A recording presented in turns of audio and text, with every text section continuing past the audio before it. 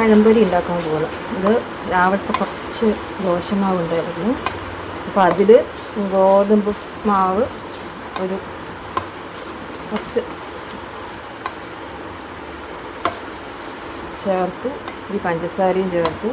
മാവിൽ പിന്നെ ഉപ്പുണ്ടല്ലോ, അത് നന്നായിട്ട് മിക്സ് ചെയ്ത് വെച്ചിരിക്കുന്നു. അപ്പോൾ പഴം നന്നായിട്ട് പഴുത്ത 2 പഴമുണ്ട്. അപ്പോൾ സ്കൂൾ വിട്ട് വരുമ്പോൾ കുട്ടികൾക്ക് വേണ്ടിയിട്ട് ഉണ്ടാക്കാനുള്ള പരിപാടിയാണ്. ചൂടാവാൻ വെച്ചിട്ടുണ്ട് ചീഞ്ചട്ടി. എനിക്ക് എണ്ണ ഒഴിക്കാം. വെളിച്ചെണ്ണ ഒഴിക്കുന്നില്ല, കാരണം വെളിച്ചെണ്ണ ഉപയോഗിച്ചുകൊണ്ട് വെളിച്ചെണ്ണ വില കൂടിയ കാരണം ഇപ്പോൾ സൺഫ്ലവർ ഓയിലാണ് ഒരു പാക്കറ്റ് വാങ്ങിയിട്ടുള്ളത്. അതാണ് ഞാൻ പഴംപൊരി ഉണ്ടാക്കാൻ ഉപയോഗിക്കുന്നത്.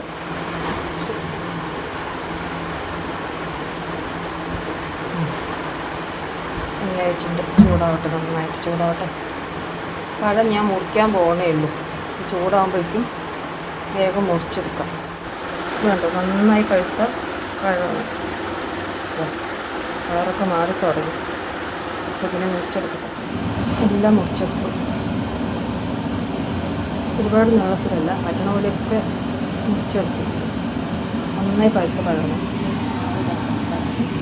നന്നായി ചൂടായിട്ട് ചൂട്ടോടെ റെഡിയാക്കി വെച്ചിട്ട് വേണം ഓരോന്നായിട്ട് മാവിൽ മുക്കിയിടാം.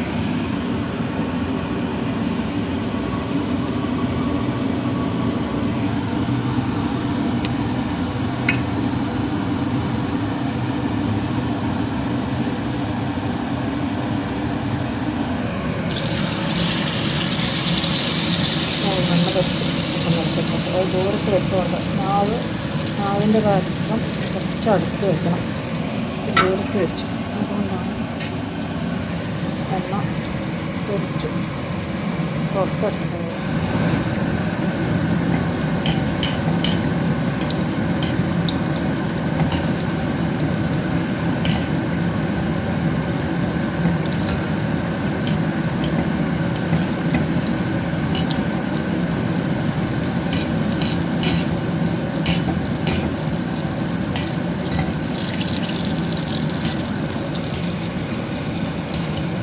ചെറിയ പഴംപൊരി ചെറിയ 2 പീസാക്കിയിട്ടാണ് വെള്ളത്തിൽ നിന്ന്. ഞാൻ ആദ്യം ഒരെണ്ണം ഇട്ടുള്ളൂ, കുറച്ച് എണ്ണ ഇട്ടിട്ടുള്ളൂ. പിന്നെ അത് മാത്രമല്ല, എന്താ പറയുക, ഓരോന്നായിട്ട് ആദ്യം ഒരെണ്ണം ഉണ്ടാക്കി നോക്കാൻ വിചാരിച്ചു. അതിൽ ഞാൻ കുറച്ച് മഞ്ഞൾപ്പൊടി ഇട്ടിട്ട്, കാണുമ്പോൾ മഞ്ഞ നിറമില്ല, വേറെ എന്തെങ്കിലും വജ്ര കളർ. ഇനി അടുത്തതിടാം.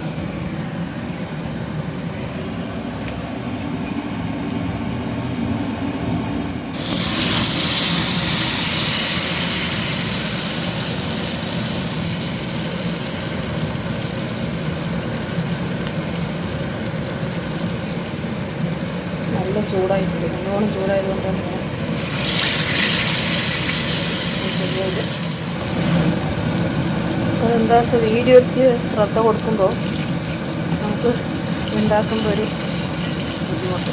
ഒരുപാടായി ഒരു വശം അതെടുത്തത് ഇവിടെ നിന്ന് ചേർന്നത് കുറച്ച് എണ്ണയ്ക്കാക്കി കൊടുക്കണം.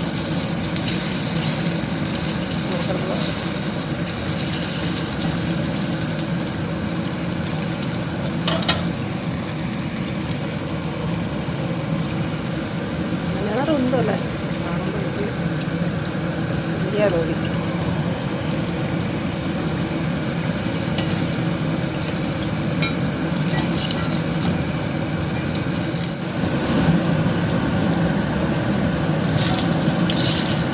വീഡിയോ എടുക്കുമ്പോൾ അതിൽ ശ്രദ്ധ പോകുമ്പോൾ ശരിയാവില്ല. കാരണം സ്കൂൾ വിടുന്ന നേരത്തെ ഞാൻ ഉണ്ടാക്കുന്നത്, അവർ വരുന്ന സമയമാവും. 4 മണിയാകുമ്പോഴേക്കും എത്തും കുട്ടികൾ, അപ്പോഴേക്കും ആവണം. അപ്പോൾ ആ ഒരു തിരക്കിൽ പെട്ടെന്ന് വിചാരിച്ചൊരു വീഡിയോ എടുക്കാമെന്നുണ്ടാക്കുമ്പോഴേ, അപ്പോൾ ഫുൾ വീഡിയോ എടുക്കാൻ നിന്നാൽ ശരിയാവില്ല. അപ്പോൾ അതുകൊണ്ട് ഞാൻ ബാക്കിയുള്ളത് കൂടെ ഉണ്ടാക്കിയിരുന്നത്. ആ 2 എണ്ണം കുറച്ച് കയറ്റി കൂടി ഇത് നല്ലോണം ശ്രദ്ധിച്ചിട്ട് പഴംപൊരി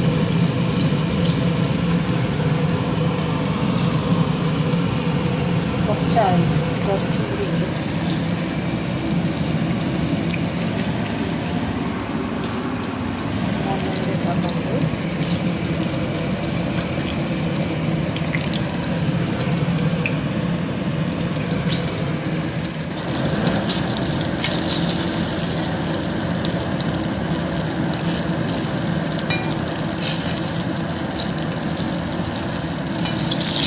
ഇത് ഗോതമ്പ് മാവാണ്, മൈദ മാവല്ല.